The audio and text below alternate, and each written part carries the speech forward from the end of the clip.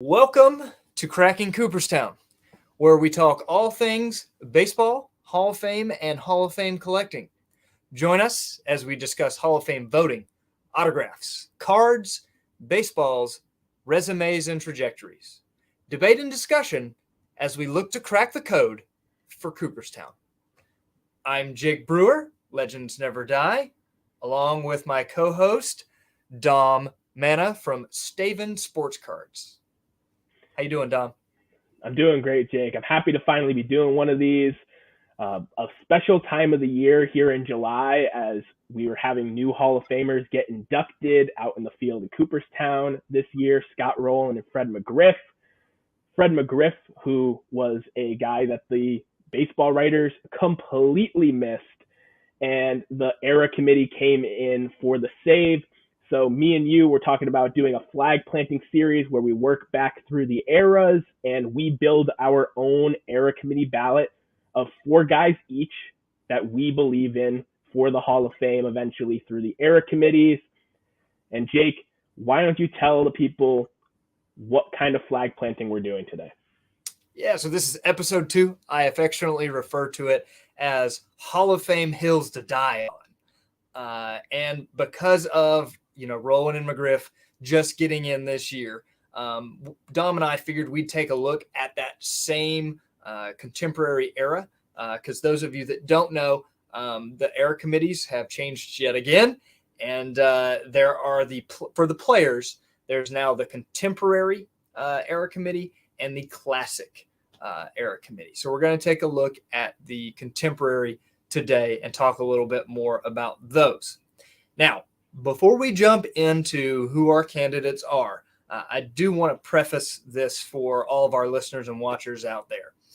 We're not going to talk about any of the proven steroid guys or the alleged steroid guys.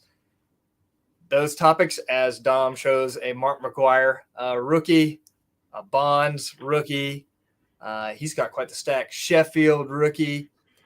We're not going to talk about any of those guys because those players have been talking about ad nauseum. That topic has been beat to death.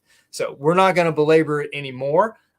We're going to talk about what we feel are some of the more interesting cases, some of the Hall of Fame hills that Dom and I would die on that have nothing to do with that.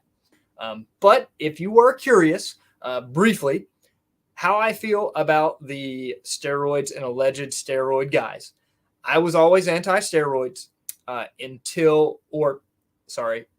PEDs or failed tests. I kind of see that all as one.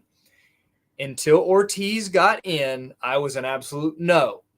And while we don't know what Ortiz took, we don't know if it was steroids, we don't know if it was something over the counter, we just know it was a failed test for sure.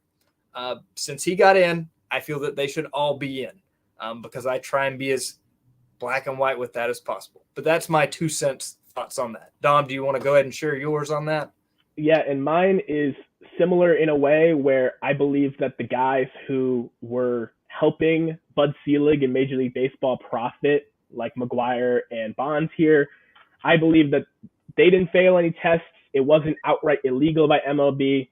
They should be in. There's a lot of guys that played in that era that some people think did steroids, some people think were clean. We don't really know because they weren't testing for it. Now, guys like Ortiz, their name popped up on a list, and that's why I brought the Gary Sheffield Upper Deck rookie here, is they were named on a list for testing for some substance, but neither Sheffield or Ortiz ever got a suspension from Major League Baseball for using performance-enhancing drugs. So to me, that's the line that I draw. Guys like Alex Rodriguez, Manny Ramirez, Miguel Tejada, who have gotten busted for PEDs, I don't think that they should be in the Hall of Fame. And I kind of draw my line there. But as we digress, my first guy for this is a name that has been completely lumped in with these steroid names. And it's because we know why they're not getting in. Just like these alleged steroid users, they have the numbers, a lot of automatics for me and Jake to get into the Hall of Fame statistically. They're not in for alleged steroid suspicion. But Curt Schilling here, he just shouldn't be lumped in with those guys. This is his one true rookie card, his 89 Don Russ. Grab Schilling. It's not an amazing picture, but he's one of the guys from this era where everyone had a bunch of cards where he actually just has the one rookie. So I think that's really cool. But Curt Schilling, it is a complete just failure by the writers to not get him into the Hall of Fame. Out of all the members of the 3,000 strikeout club, he is the only eligible non-steroid connected player to not be in the Hall of Fame. He has over 200 wins. And the thing is, people say that he's a compiler. He's a Don Drysdale, Louis Tiant level case for the Hall of Fame. He blows those guys away. And in the modern era, he has the highest strikeout to walk percentage of any pitcher with over 2,000 innings pitched. He was a horse. He did it in this era where a lot of players were possibly juicing, using performance-enhancing drugs, a very high run-scoring environment, and he was striking guys out. And if him hitting that milestone that's automatic for me and Jake with 3,000 Ks isn't enough, the postseason, 3-time World Series champ, he carried a Phillies team that wasn't supposed to be there to the World Series in 1993. He just always came up big in the biggest moments. I know he's a jerk. I don't even like him as a person, but as a Hall of Fame candidate, especially when me and Jake have both talked about this offline, everybody with the Hall of Fame is a lot stricter on pitchers than they are on hitters for candidates. It was very hard for me to think of many possible pitchers to put on my list today, but he is the glaring outlier, the guy that it makes zero sense why it's going to take an era committee to get him in. The latest contemporary ballot had him getting 6 votes and the alleged steroid guys, Bonds, Clemens, etc., getting less than 3 votes. So I think that separation is starting to happen with at least the internal Baseball Hall of Fame, that Schilling was lumped in with the steroid guys by the writers, but he shouldn't be lumped in with them going forward for getting honored at Cooperstown. And I definitely had to give Curt Schilling his flowers and continue to make that separation of him from the steroid users. I couldn't agree with you more, Dom. We don't agree all the time, but we're on the same page with that one. I mean, the 3,000 strikeout club for pitchers is still a more exclusive club as of this video than the 300 win club. Still more exclusive. And he's in there. That's a slam dunk to me anyways. And full disclosure for this video, for watchers and viewers out there, other than Schilling, I have no idea who Dom chose. So I'm excited to see who he chose to talk about. I did grab my 5-star 2016 Curt Schilling autograph here when he was with the Diamondbacks, won a series there. You mentioned there towards the end, Dom, that it was hard for you to choose pitchers to put on this Hall of Fame Hills to Die On list in the contemporary era. Ironically, the first one that I'm going to talk about is a pitcher. And for me, this is probably outside of my typical perspective on most players. But the player is Johan Santana. Oh, wow. This is his heritage rookie card that I'm showing on the screen. It's from 2000. And the reason Santana makes my Hall of Fame Hills to Die On, I would vote for him if I had a vote on these era committees. And this is why.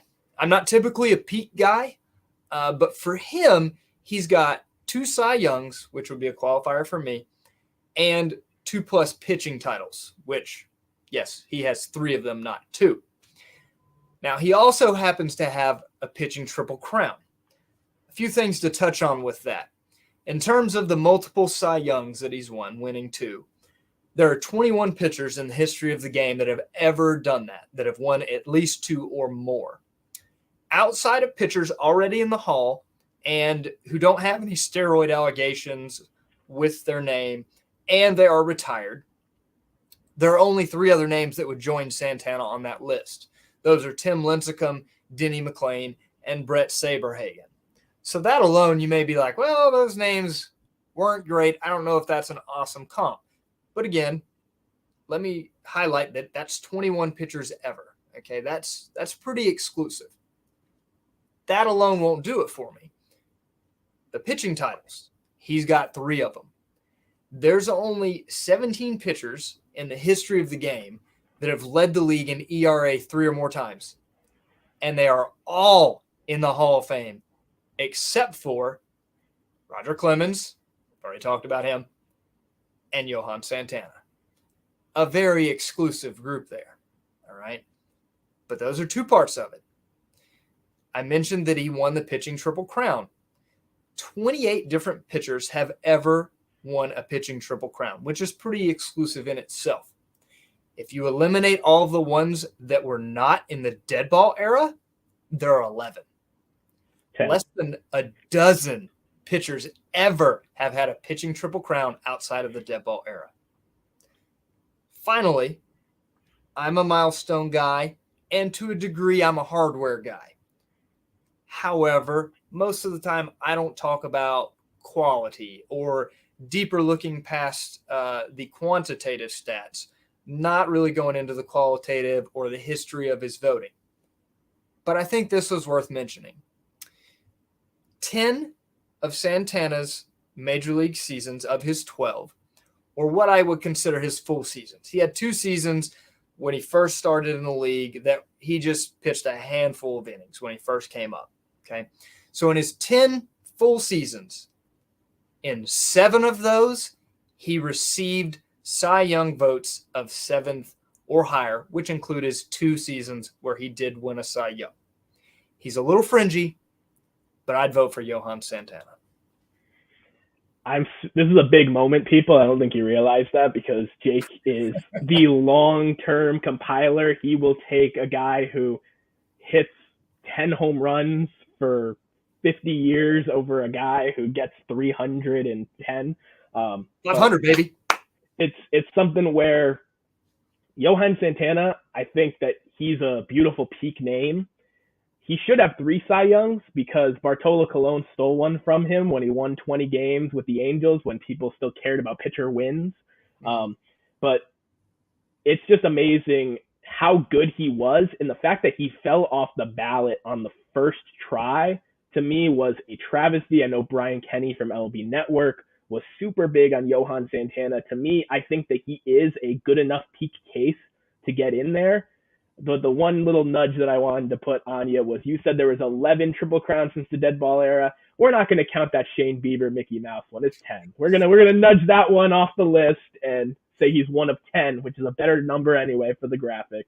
Man, and Johan Santana is one of the 10 to do that. Scott Reindeer Studios is not going to be your friend, bro. Scott will always be my best friend. But no, that's great that you started with a pitcher and a peak case. I don't know if you have other pitchers on the list. I don't think so because it's hard in this era.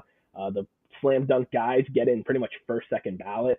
But going to the next one, for those that have watched my Solo Shot Sports podcast, I have a countdown that alternates between current and past players, 10-1 before I start. And my number 1 is Lou Whitaker. And he is someone that I don't feel like gets enough love in the hobby. He has a 78 rookie card. I know that these are really popular, the multiplayer yellow rookie cards. Jake was on a live stream talking about 70s rookie cards, and they just absolutely mutilated all the multiplayer 70s cards. But I like the yellow. Great card. Lou Whitaker was kind of in this point between him and Jeff Kent, talking about a second baseman here. And Jeff Kent, to me, is more drawn out. You hear about him more often because he was on the ballot more recently. Jeff Kent's the all-time leader in home runs for second baseman. Everyone talks about his defense. I think much like Fred McGriff, the writer's not getting that right. His first or second try on the error committee, Jeff Kent's going to get in. But Lou Whitaker has been waiting a long time to get into the Hall of Fame, and he is 8th all-time in WAR by a second baseman. I told you during last episode that I care about WAR to an extent. I think if you can accumulate a WAR over 60, that is an achievement in itself. And Lou Whitaker, if you look at him side by side with his double play partner, Alan Trammell, who is in the Hall of Fame, he has more hits, more home runs, more runs scored, and he played second base compared to shortstop, which there are way less second basemen in the Hall of Fame than shortstops. I know you don't believe Trammell should be in the Hall of Fame either, but personally, if you were going to put Trammell in, I believe you should have put Whitaker in either first or with him. And the fact that he's not still in there, for those of you that do TTM, he stopped doing TTM about a year ago, I think in preparation for him expecting to get into the Hall of Fame sooner than later. He's someone that when he gets on that era committee ballot, the guys that are looking for non-steroid users to vote for are going to look at Lou Whitaker's name, look at his stats for a second baseman, and they're going to check the box. He hits 4 of my qualifiers. Really good all-around player. Alan Trammell, I believe it's 4 gold gloves and 3 silver sluggers, and then Lou Whitaker is 4 silver sluggers and 3 gold gloves.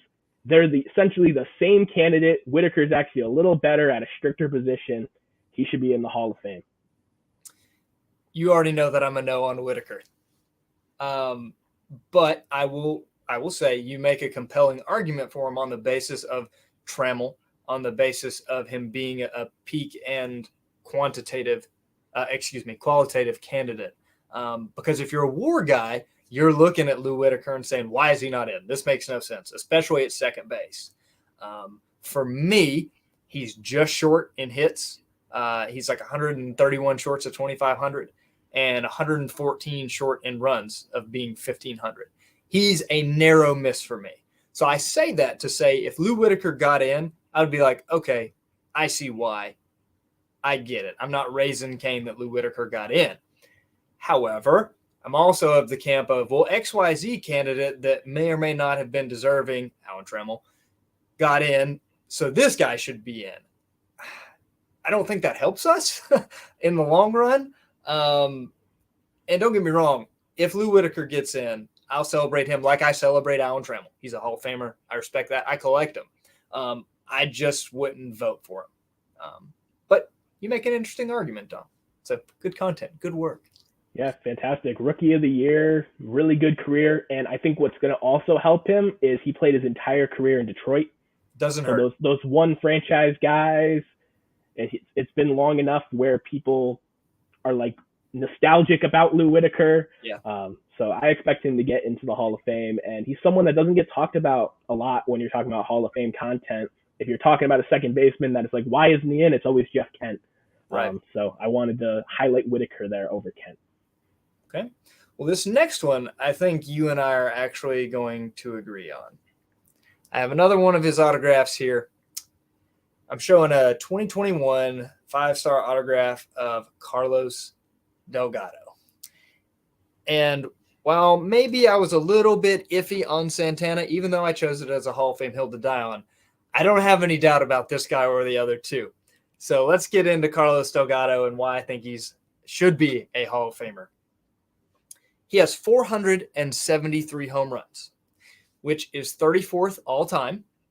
And he is the 3rd highest total among non-steroid related guys, not in the Hall already, that are retired. The other two, if you're curious, are Adrian Beltre with 477, who's going to be a slam dunk candidate anyways due to his 3,000 hits. And the other one is Albert Pujols, and I need but say his name. Delgado also has 1,500 plus RBIs, which is another qualifier for me. And only 55 players in the history of the game have crossed that milestone. Pretty exclusive company there. And not that I put a ton of weight into it, Dom, you know this. But for you, he also meets the rule of 2,000 hits. He has 2,038. It would be good enough for me without those milestones. But I did take a look at some qualitative stuff here just to make another side of his argument as well. His 162 per game average. All this stuff is per Baseball Reference, which I love. I know you do too, Dom. But his 162 per game averages, he had a 280 average, a 383 on-base percentage, 162 hits, 38 home runs, 99 runs, and 120 RBIs. That's what he would average on a 162 game basis over his 17-year career. So he may have only been a two-time All-Star, but for the eye test people, he apparently looked like a Hall of Famer because he also received MVP votes in 7 different years across his career. So to me, from my perspective, I'm like, Delgado, really? Like, why didn't he hang around on the ballot longer? Why is he already on the era committees? And how long is it till he gets in? What do you think of Delgado, Dom? I love Carlos Delgado. I think that he, again, everything you reiterated about his power numbers in that era, supposedly being clean, it's Fred McGriff-esque. And I think that's the thing, is Fred McGriff was the more glaring one, slightly better offensive numbers.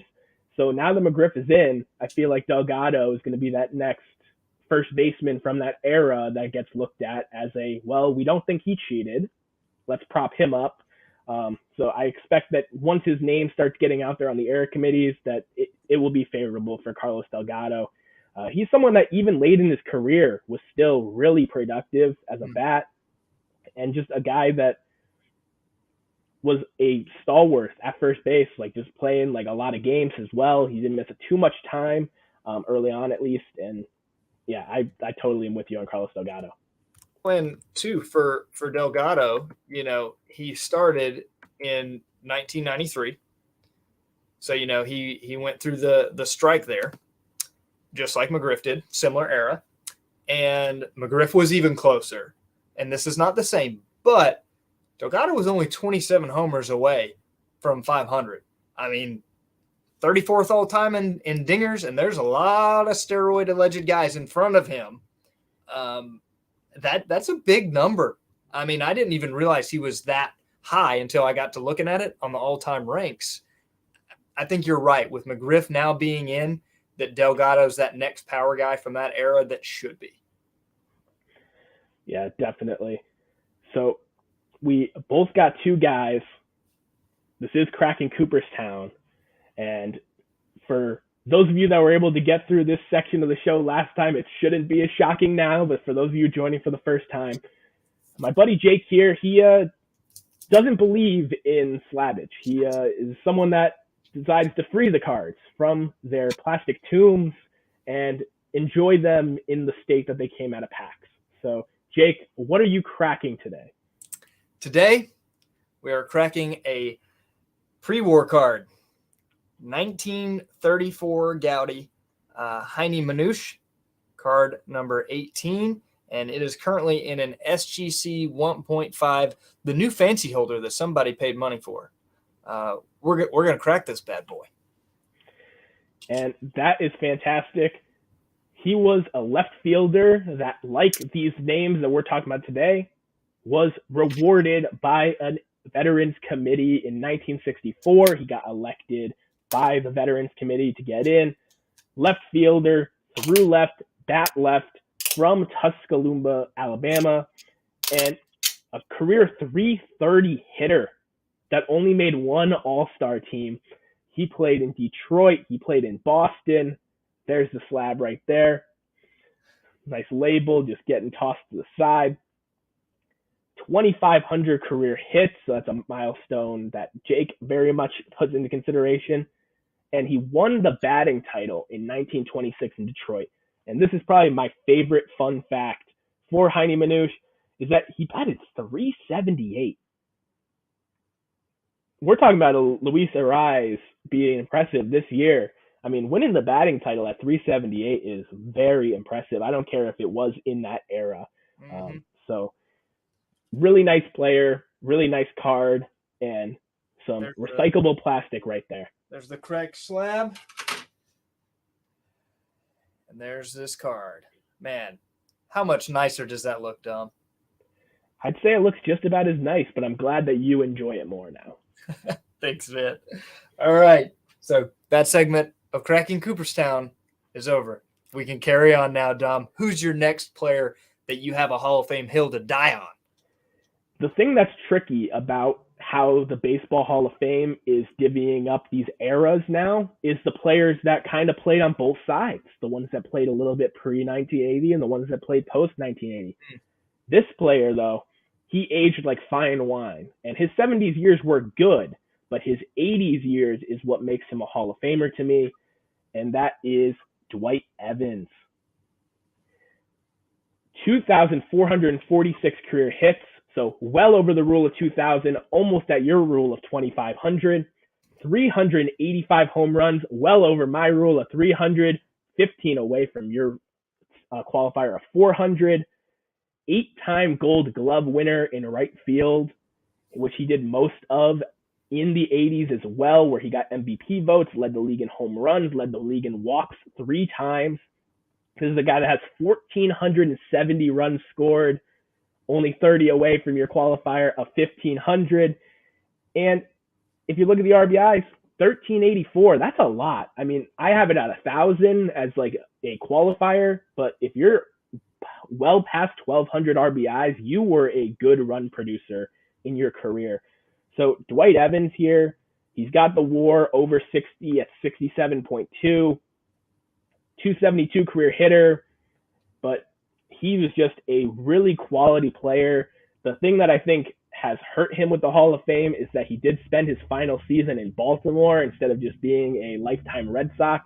But if you compare his numbers, again, I'm going to use the teammate in the Hall of Fame thing. I agree with Jake. It's not the best thing, but if you look at Jim Rice's career and you look at Dwight Evans, Jim Rice had the higher peak, but just the accumulation in the entire career, Dwight Evans is right there. And a guy that I think should be honored in Cooperstown. He's 71 years old, and I'd like to see him get honored sooner than later.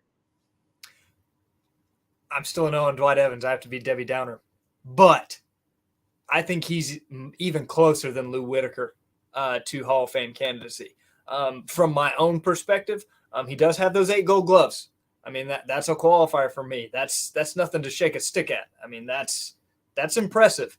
And to be so close on so many other metrics that I use, 15 homers short of 400, 54 hits short of 2,500, 30 runs short of 1,500, and only 116 away from 1,500 RBIs.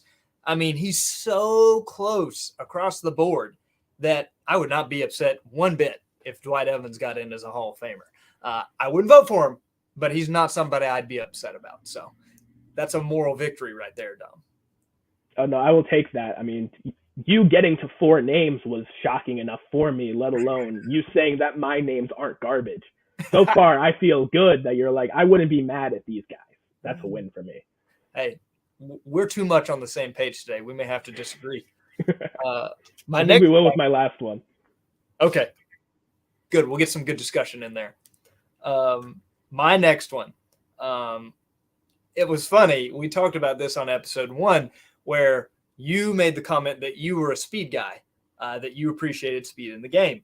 Ironically, I said that I was a speed guy, but our thresholds are very different for that, which is kind of ironic. Yours is 300 as a qualifier. Mine's 500 as a qualifier. My number for automatic is 800. What was your number for automatic, Dom? Automatic was still 800.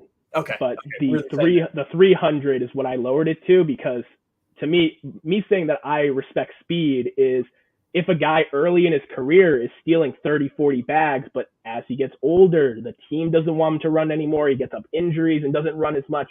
I still want him to be honored for accumulating 300, which is still a good amount of stolen bases. Sure. And I think we could do an entire episode on stolen bases and the speed component of within the history of the game and what it has to do with Cooperstown and how it's going to shift, with the rule changes now and all of that. I won't go too far down that rabbit hole, but I talk a lot about the major milestone clubs. And for most baseball fans, they know the ones that are, the everyday ones that everyone knows about. 500 home runs, 3,000 hits, 300 wins, 3,000 strikeouts. Those are fairly common. Everyone kind of understands those thresholds. There's not one that's common for stolen bases. I consider it to be 600. Okay, 600 to me is like that elite level of a club. Okay, this player, as I show my 2013 5-star autograph, Kenny Lofton, is in said club. And as a speed guy, Kenny Lofton is one of my favorites to talk about. I'm a sucker for stolen bases. And the fact that my secondary qualifier, like I just mentioned, is 500, He crushes that. He's in the elite club. He has 622. Okay. That puts him at 15th all time in stolen bases. And 7 of the 14 guys ranked in front of him played in the dead ball era, which, take that for what it's worth. I thought it was worth mentioning when we're talking about eras. Lofton also had 1,500 runs scored plus, which is another qualifier for me. And that makes him Hall of Fame worthy in my eyes, just with the stolen bases and over the 1,500 runs. There's 74 players that have ever cracked the milestone of 1,500 runs. And it's not easy to crack even for players that we consider to be good run producers, like Dom was just talking about Dwight Evans. But his 162 per averages for the qualitative guys. I didn't know this about Lofton until I looked at it as I did my research for this episode, and I found it pretty telling. He had a career average of 299. His on-base percentage was 372. 187 hits, while only having 10 homers and 60 RBIs. His 162 per game average did produce 118 runs and 48 stolen bases, which is crazy, especially in the era that he played in. Right after the crazy stolen base era with Ricky and Raines and Vince Coleman and those guys. You know, Lofton was more 90s, 2000s. And finally, I've mentioned it already. I've talked about it before, and I'm not really a fan of WAR. But among non-steroid eligible players that are retired, Lofton has the 6th highest baseball reference WAR, not in the Hall of Fame, with 68.4. What say you about my boy Kenny Lofton, former Brave, Dom? Braves legend Kenny Lofton, yes. Braves legend Lofton. So Kenny Lofton is kind of like you just said with Dwight Evans, with him like just missing your qualifiers. I have it where you have to hit 4, and he's at 3.5. So like he's like right there. To me, the cool factor, and like you said, that rare combination at the top of the lineup of stealing bases and scoring runs, I think that kind of profile gets him just there. But he was just super electric. 4 Gold Gloves, so 1 short of my 5 for half a decade of being a Gold Glover. Like you said, 299 career average instead of 300, which I give a nice little half qualifier to. He just missed that. But I think Scott will be happy with me now because the two of us are both on board, would be completely fine with Kenny Lofton getting in the Hall. Yes, you bought some more goodwill with Scott out there. And I know that Frank, Baseball Hall of Fame autographs, somebody I really admire and respect from a Hall of Fame perspective. I know he is also a yes on Lofton, so I can't be totally wrong. The only problem with Lofton, and the reason that I don't have cards of his, is the PSA Future Rookie Hall of Fame registry. They'll kind of dictate what the key rookie card is of these players. And when we're talking about this contemporary era, especially the ones that push 80s and 90s that have multiple rookie cards, I don't know what rookie card to get for Kenny Lofton. Hold on. I've got mine.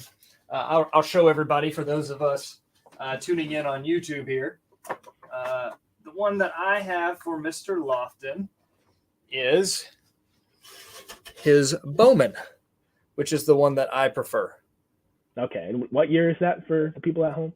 That is the 1991. 1991 Bowman is my Kenny Lofton rookie. All right, cool. So 91 Bowman. I'm sure he has like 4 other cards from 91. I don't know if he actually gets steam and gets elected, what PSA is going to choose for him. But definitely, I'm assuming you can still get his rookie cards at shows, his Bowman and all the rest in value bins, dollar bins, etc. So definitely a player that is right there on the line of the Hall of Fame, but because of the era he played in and him having all these cards and them not having decided on what the key is, that's kind of a tricky one. And that leads right into my final name. I wanted to talk about Jim Edmonds first, but this is Hall of Fame hills to die on, and I can't get this name out of my head. I've been thinking about it a lot. I've been looking at his baseball reference page a lot. I think Jim Edmonds, because of your boy Andrew Jones, who looks to actually be the first player to break the baseball writers' rule of 2,000 hits because of his amazing defense and the 400 home runs. I think once he gets in, Jim Edmonds will kind of follow suit as that like next best guy with a similar profile. But there's a player that I don't think anybody on YouTube has ever talked about for the Hall of Fame, and that is Steve Finley. And if you're asking at home, who is Steve Finley? Center fielder with 2,548 hits. Jake likes that.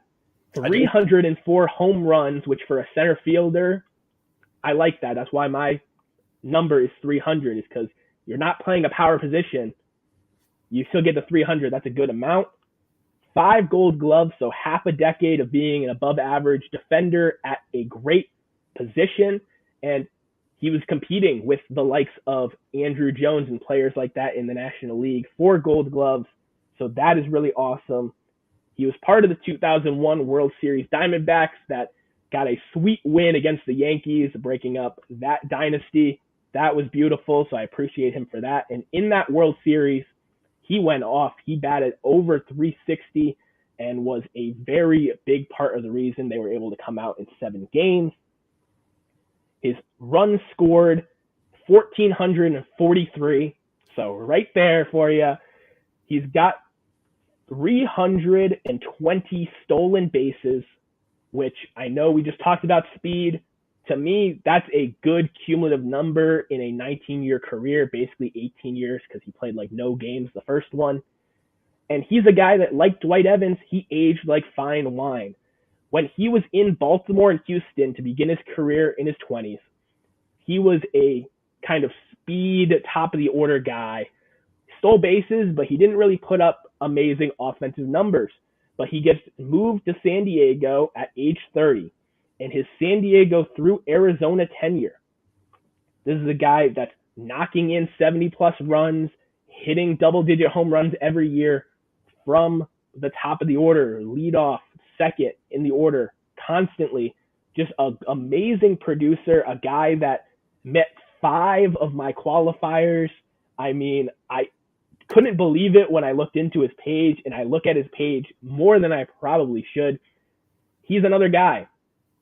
Rookie cards in 89. Which one do I get? He isn't talked about as a Hall of Famer, so PSA hasn't dictated what the key rookie is yet. Do I just buy them all? I probably should because they're cheap. But Steve Finley, planting my flag, future Hall of Famer. Somebody's going to appreciate this Baseball Reference page someday in an era committee when they're pulling up the stats, looking at what he did as a full body of work at center field. Most of his production, like I said, coming in his 30s too, the Gold Gloves included. He won a Gold Glove at 38 years old. Like, he was a very good player that just met enough of my qualifiers where I would be super excited for his induction ceremony. Well done. That is a Hall of Fame hill to die on right there. And what's crazy is if he had either those 57 more runs or had stolen 2 more of those Gold Gloves in the National League, I'm on the train with you because he does have the 2,500 plus hits, and he's another one of those guys it's like close. And at what point does the sum of all the parts, the full resume, combine to say, yeah, he's good enough. He meets the threshold. And maybe Steve Finley is one of those names that, you're right, is never talked about. I mean, breaking first-time ground here on Cracking Cooperstown with Dom dying on the Hall of Fame hill for Steve Finley. That's a good one, man. That's a good one. That one surprised me. I like it. Yeah, I mean, Jim Edmonds gets talked about. There are other defensive players that played center field that get talked about for the Hall of Fame. But Steve Finley, man, I didn't get to watch the majority of his career, his last couple of years in the league when he was kind of limping off. I mean, I first started watching baseball. I wasn't paying attention to 4th outfielder Steve Finley on the San Francisco Giants and Colorado Rockies at the end. Right. But looking at his Baseball Reference page, he was a heck of a player and someone that I just wanted to put that stamp on because there's so many names in this era that are deserving honorable mentions. guys that were on this last contemporary ballot that got love were Don Mattingly and Dale Murphy. Here's his 77 Topps rookie card. Keith Hernandez is another guy that was split between the 70s and 80s. We both believe that he should be in the Hall of Fame. Most gold gloves by a first baseman. Just good enough offensive production to go along with that. And so many more names as the list goes on. I named Jim Edmonds and Jeff Kent. There's a ton of guys you can talk about for the Hall of Fame. I'm sure those of you at home, before Jake gets into his last one, are screaming multiple names that you believe we should be talking about. Some of them I completely left off my board just because I would consider them more of a classic candidate for their stuff in the 70s, Steve Garvey, Dave Parker, etc. But there are tons of names that you could talk about, and I hope that bringing up names out of the blue like Steve Finley lead to some more great conversation. Absolutely. And we do have a limited amount of time here. We can't go on forever and touch on them all. We'd be here all night. Especially with my list. Yes, your list would be longer than mine. That's for sure. But I do have one more candidate. And Dom and I have talked about this name before. And this guy, as I looked into him more, I researched him a little bit more on Baseball Reference. I discovered... Hey, Dada, come here, buddy. Come here. Look, we have a Cracking Cooperstown first. It's Luca, my son. You say, "Hey, Luca." Hey. Hey, Luca. Hey, Luca. Can you say, "Go Braves"? Hey. And give them a chop. Go way, oh, way, oh. Can you do it? No. Yeah. Yeah. Okay. It's close. All right. Dada's going to keep doing his podcast. Is that okay? Yeah. Okay. Say bye, Dom. Hey, Dom. See you, Luca. No, that was really cool. For a second, I thought it was planned for his last name to have Luca come in like with the card for the NFL draft and like read the last player. So, Jake, without further ado, man, who is your last name? That was not planned. That was impromptu. Luca got home and he wanted to see me, and they didn't know I was still recording. But that was cool. You'll have to cut that for me, Dom. That was awesome. Definitely. But anyways, my last guy, as I looked into him more, I realized that he is now my poster boy. For years, Tim Raines was my guy of like, why is he not in? He meets so many of my thresholds, my milestones. Tim Raines is like the number one guy. Well, this guy may be my new true Hall of Fame hill to die on, and it's Johnny Damon. He has over 2,500 hits.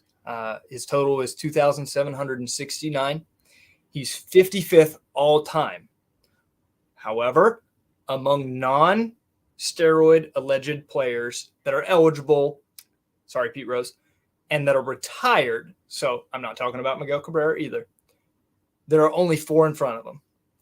Ichiro, Adrian Beltre, Albert Pujols again, and Omar Vizquel. Ichiro and Beltre are 3,000 hit club members, along with Pujols. They're slam dunk Hall of Famers. Vizquel has reputation issues. I'm not going to get into all that right now. Anyways, he's still on the writer's ballot, so he's not eligible for this era committee yet. Anyways, that leaves Damon as the highest retired hit total that's not steroid related or ineligible, which is incredible to say. Damon, like Lofton, also has over 1,500 runs. Damon, however, is even higher. His total is actually 1,668 runs. That's 32nd ever. And since I just used this as one of my points, you probably knew it was coming. But do you know how many non-Hall of Famers, non-steroid, non-ineligible guys are in front of Damon on the all-time runs scored list, Dom? 1. Albert Pujols, who's one of the most elite players of all time. Other than Pujols, 0. None. I thought you were counting the only the veteran committee eligible players. Fair. He's technically not on the writer's ballot yet. He'll be elected first ballot. I just didn't want to not acknowledge Pujols for someone out there going, well, what about Pujols? So other than him, there's no one else in front of him. Okay. So, I like my milestones, and I'll admit that my Hall of Fame reasonings absolutely lean that way. But like I said, knowing that, Damon's my new poster boy. What do you think of Johnny Damon? I'm a little biased. He played for my Red Sox. Really awesome guy and player. But like you said, he's well over my miles. He's ahead of yours of 1,500 runs. He's well above mine of 1,000. He's got over 1,000 RBIs. He's got 400 stolen bases, where I think 300 is a great amount. He's just a really great case, and a guy that, again, I was shocked that he fell off the writer's ballot so fast. Mm-hmm. With just those hits alone for all those old-time writers, I thought the hits alone would keep him on the ballot, but they're pushing guys like Andrew Jones ahead with under 2,000, when 2,000 has kind of been like the rule of thumb for the writers. But a guy with 2,700 hits falls off. I mean, it's a shame. I definitely would have picked Johnny Damon if you hadn't. And clean, and no controversies, none. So it's shocking that he fell off so quickly. And you were talking about, for this era, for a lot of these guys that are more modern, what rookie do you choose? Like, if you're Hall of Fame prospecting, what do you choose? I actually didn't know this until today. Did you know that Damon only has one? The 93 SP. The 93 SP. That same set that Derek Jeter is so famous for, you can get Johnny Damon's rookie in that very set. And you can get Damon in an actual good grade for that set for a fraction of what the Jeter goes for. And I could crack it out just like my Heine Manouche. I'm just saying. That's a hard card to get in higher than a 7 with the foil. So that's a great card. It's been on my want list for a while. I'm waiting for a nice one. But yeah, man, Johnny Damon, it's amazing. When we hit the classic era, we'll talk about the guy that's just behind Johnny Damon in hits that I'm a big fan of. But it's what we call a tease here in the business. But this was really fun. Johnny Damon and Steve Finley as our kind of poster boys at the end. I feel like that's pretty fitting. Is there anything else that you want to leave the listeners of the show with before we kind of wrap up and get into Hall of Fame weekend? So this is when it's going to drop, before Hall of Fame weekend. Enjoy the speeches. Seeing all the active living Hall of Famers is always really fun. I got to go last summer in person. So Jake, take it away, man. I only have one question before we go. Now that Steve Finley's your poster boy, you going out to buy some Finley rookies? If I find them at the National, they are going home with me. I've been looking at a lot of them, actually. That's just like the real problem is, like, for a guy like him that no one talks about, if I could get a PSA 9 or 10 of like what his key rookie is going to be, I'll pay for it. But I don't know what that is yet. So like, I don't want to just have a bunch of Steve Finley slabs. Sure. I'll probably just buy the raw ones and see what happens. But it's really cool to have a guy like that you're looking for. My modern guy has been Marcus Semien as like a sneaky Hall of Fame guy, and now I have a retired guy as well to kind of just have a fun, cheap, but possible future Hall of Fame collecting strategy. And for me, by the time the listeners hear this, I'll have bought one of those Johnny Damons. So I'll leave you guys with that. As we close, I hope you'll join us next time here on Cracking Cooperstown. You can find us both on YouTube and on Instagram. Dom is Staven Sports Cards in both places. He also is the host of Solo Shot Sports podcast. You can find that on YouTube as well and everywhere you listen to podcasts. For me, I'm Legends Never Die here on YouTube, and I am Legends Never Die Collection on Instagram. But until next time, guys, keep collecting, and God bless.